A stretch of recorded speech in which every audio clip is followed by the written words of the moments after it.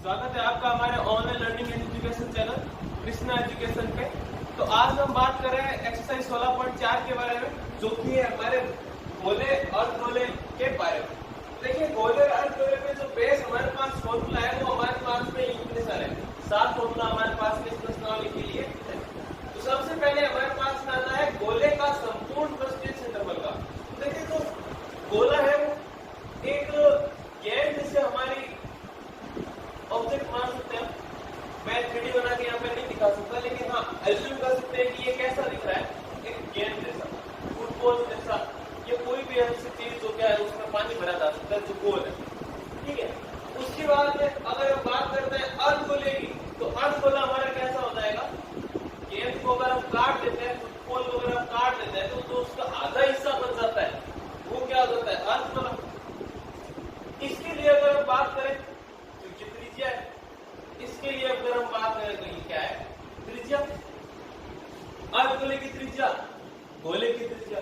ये देखिए, छठे और सातवें में हमने एक विशेष नाम उपयोग किया है, गोलीय कोष या खोखला गोला। ठीक है, तो गोलीय कोष या खोखले गोले में हम क्या करते हैं कि यहाँ पे तो देखो एक त्रिज्या, इसमें क्या हो जाता है हमारे पास,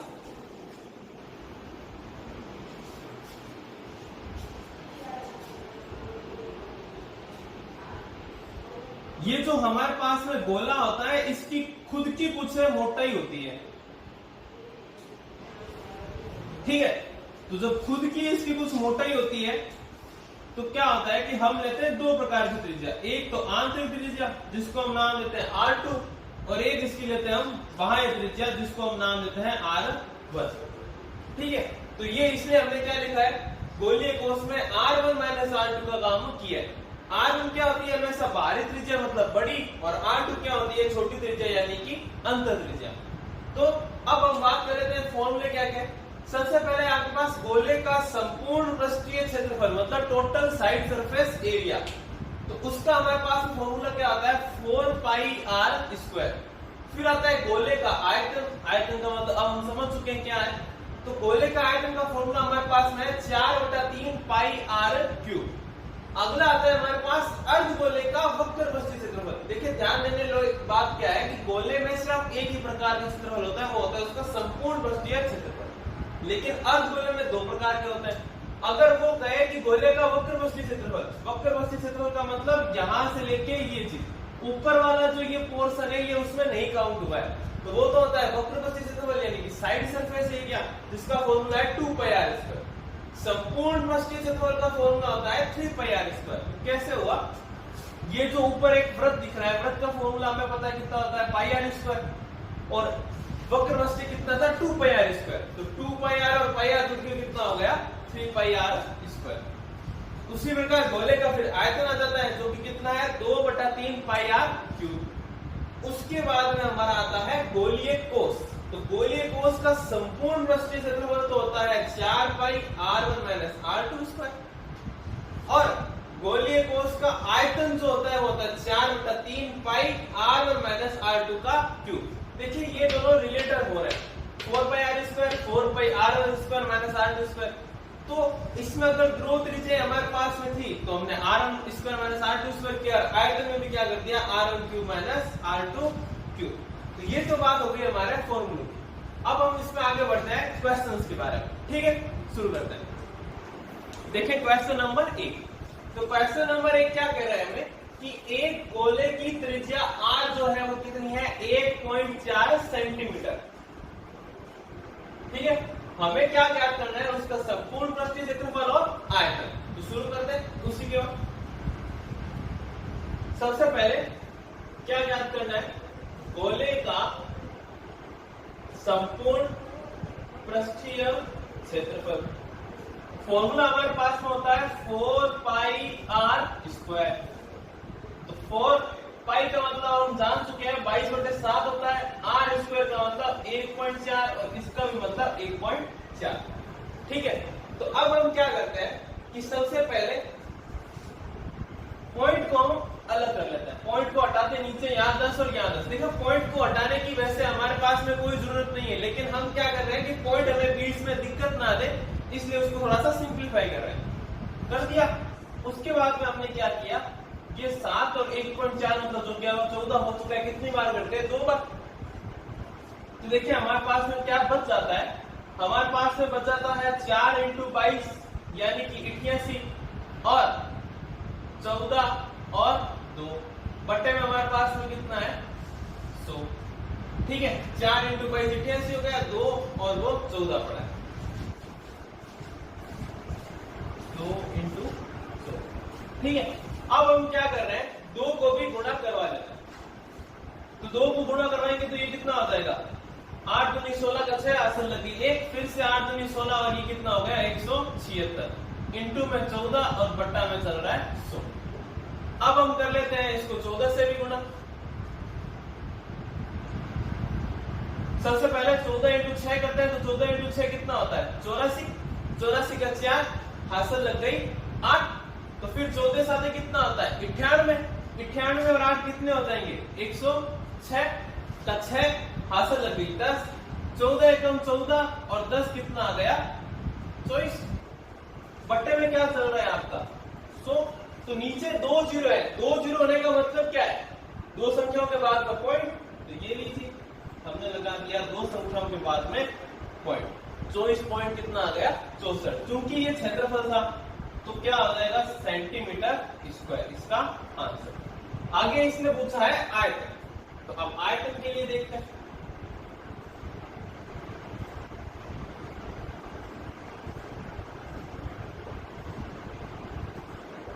देखिए गोले का आयतन का फॉर्मूला हमारे पास में होता है 4/3 पाई r क्यूब।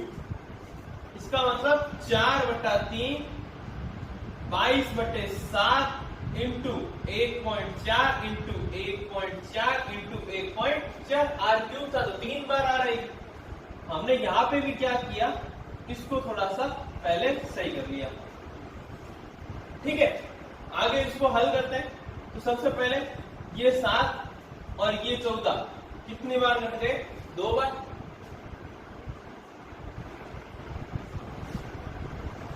देखिए आगे तो कुछ नहीं है तो और सोल्व कर लेते हैं इसको। तो बराबर 4 × 22 इंटू, यहां पे भी हम काम करते हैं 4 और 2 को गुणा करा के लिख लेते हैं 8 × 22 इंटू 14 × 14 हमें पता है 196 होता है। ठीक है, और बट्टे में क्या चल रहा है? 3 और इंटू में 1000। ओके, आगे करते हैं। अब सबसे पहले 8 और 196 को गुणा कर लेते हैं। 8 × 6 = 49 का 8 हासिल लग गई 4, 8 में 72 और 4 76 का 6 हासिल लग गई 7, 8 एकम 8 और 7 कितने हो गए? 15। और आगे गुणा में कितना पड़ा है? 22। और नीचे क्या है? 3 और इंटू में 1000। ठीक है, आगे 22 से गुणा कर लेते हैं।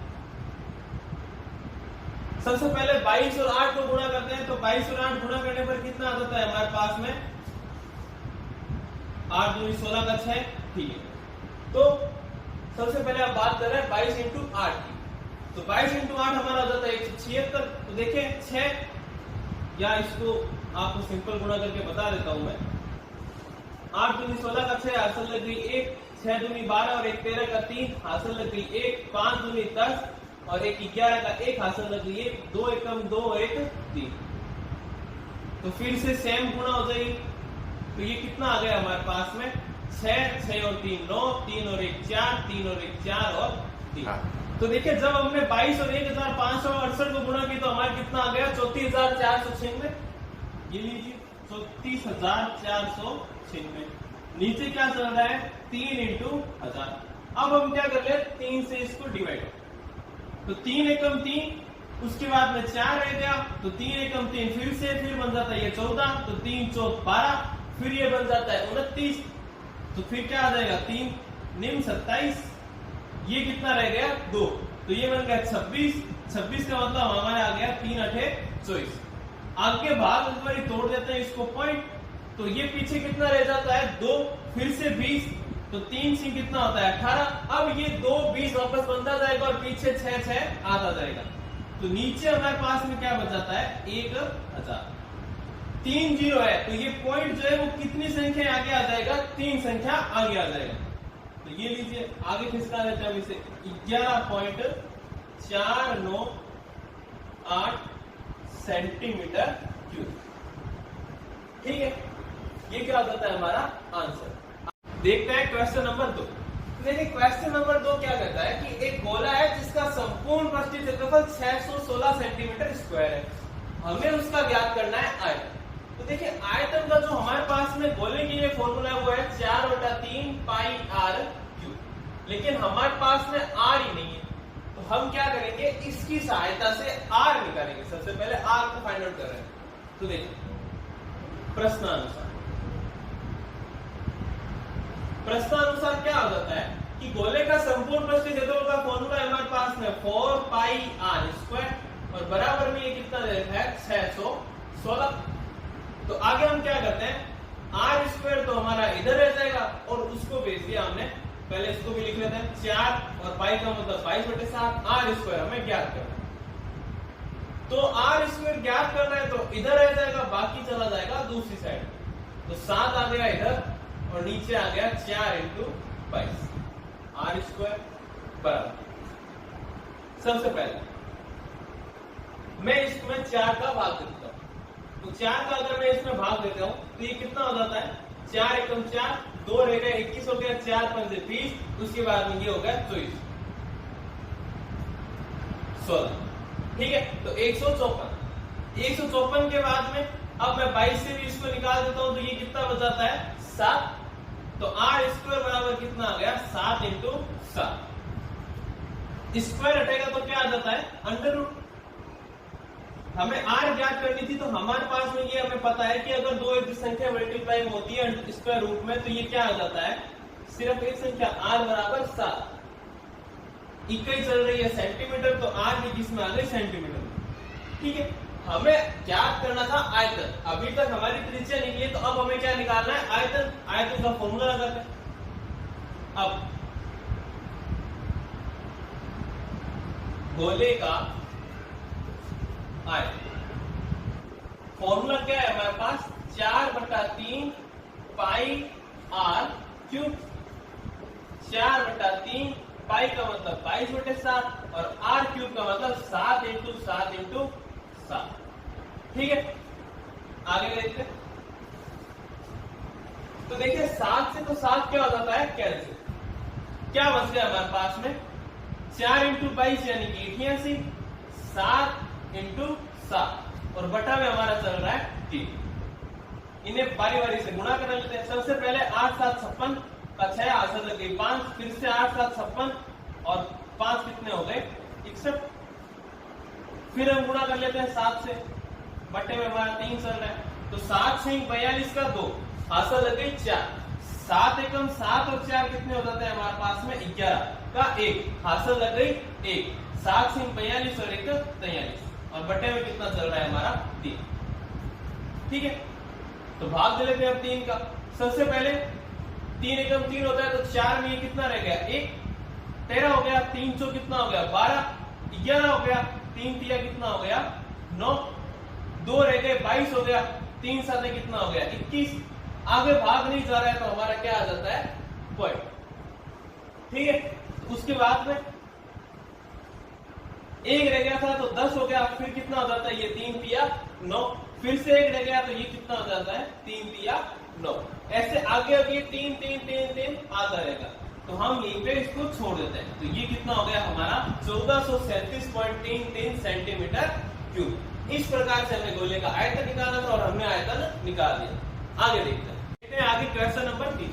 देखिए क्वेश्चन नंबर 3 क्या कर रहा है कि एक अर्धगोला है जिसकी त्रिज्या r रेडियस कितनी है 4.5 सेंटीमीटर। इसने पूछा है संपूर्ण पृष्ठीय क्षेत्रफल और आयतन। जानते हैं संपूर्ण पृष्ठीय क्षेत्रफल और आयतन, हमारे पास फॉर्मूला है, हमें फॉर्मूला लगाना है। सबसे पहले अर्धगोले का संपूर्ण पृष्ठीय क्षेत्रफल फॉर्मूला आता है हमारे पास 3 पाई आर स्क्वायर। 3 × पाई का मतलब 22/7, आर स्क्वायर का मतलब 4.5 × 4.5। वही हमने एक बार इसको आसान करने के लिए 10 लिख दिया, नीचे दोनों पॉइंट हटा के। तो देखें 3 इंटू 22 बटा 7 इंटू, हमें पता है 45 इंटू 45 करना है, मतलब ये क्या करना है 45 का स्क्वायर। तो 45 का स्क्वायर कितना हो जाता है हमारे पास में 20 25 बट्टे कितना पड़ा है 10 इंटू 10 का 100। आगे देखते हैं, अब हम गुणा करते हैं सबसे पहले 3 को, या 22 को गुणा कर लेते हैं, एक ही बात है, तो 22 से गुणा कर लेते हैं। देखिए 22 इंटू 5 20 25 और 22 को गुणा करा रहे हैं, तो ये कितना हो जाता है 2 इंटू 5 10 का 0 हासिल लगे 1 2 दूनी 4 और 1 5 0 4, फिर से संख्या क्या आनी है सेम, जोड़ लेते हैं। तो ये क्या आ गया हमारे पास में 44 550 4 4 5 5 0 बट्टे हमारे क्या है 7 इंटू हमारा क्या है 100, 1 0 से 1 0 यहाँ कैंसिल हो चुका है। आगे देखिए 3 से गुणा कर लेते हैं, तो कितना आ जाता है 3 5 15 का 5, उसके बाद में हासिल लगे 1 3 5 15 का 5 और 1 16 का 6 हासिल लगे 1 3 चौक 12 और 1 13 का 3 हासिल लगे 1 और 3 चौक 12 और 1 5 से कितना हो गया 13। बट्टे में चल रहा है 7 और चल रहा है 10। देखिए 10 जो था वापस इसको हमने ऊपर कर दिया, तो ये क्या हो जाएगा यहाँ पे एक पॉइंट एक संख्या के बाद में। अब हम कर लेते हैं 7 से इसको डिवाइड। देखिए 7 के 7 7 में 14 आता है, तो एक बार में जाएगा, ये लीजिए। उसके बाद में पीछे रह गया 6, तो वो बन जाता है 63, तो 7 नीम कितना हो जाता है 63। अब आगे है 6 हमारा, तो 6 को उतार भी लेते हैं तो 7 का भाग हमारा नहीं जाता है, नहीं जाता है तो हमें क्या करना पड़ेगा, भाग को 0 से तोड़ना पड़ेगा। 0 हो गया, अब 5 को भी हम पास में ले सकते हैं, तो 7 में हमारा पॉइंट भी आ जाएगा। तो देखिए 65, तो कितना होता है 7 नीम 63, फिर पीछे रह जाता है 2 20, तो ये कितना हो जाता है 7 दूनी 14, तो 190.92। आगे अगर हम चाहें तो इसको भाग देते हुए रह सकते हैं, लेकिन हमारा आंसर क्या होता है 190.92 सेंटीमीटर स्क्वायर, क्योंकि इसने क्या पूछा था संपूर्ण पृष्ठीय क्षेत्रफल। ठीक है, अब बात कर लेते हैं इसी के आयतन की।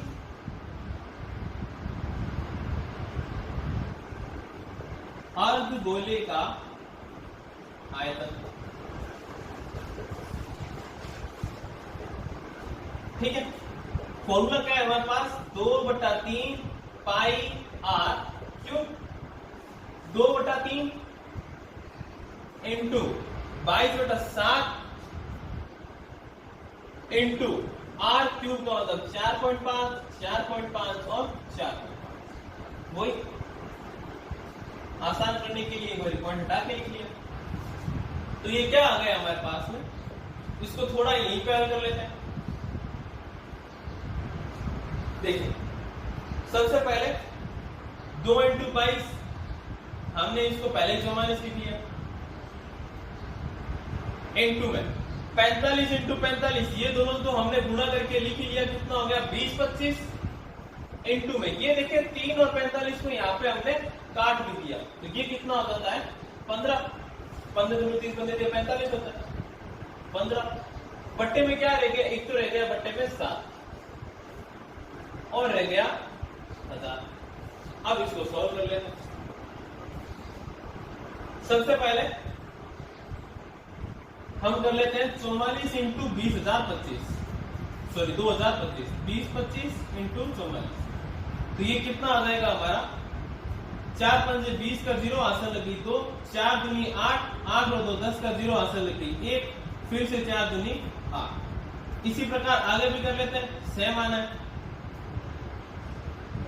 0 0 1 9 8, तो ये कितना आ गया 89,100, 8 9 1 0 0 इंटू में 15 और बट्टे में कितना है 7 इंटू 1000, तो 2 0 2 0 तो यही कैंसिल हो जाते हैं। आगे की कैलकुलेशन हम देख लेते हैं यहाँ। तो देखिए हमारे पास में बच गया 8 9 1 इंटू 15, तो इसको हम गुणा करके लिखते हैं।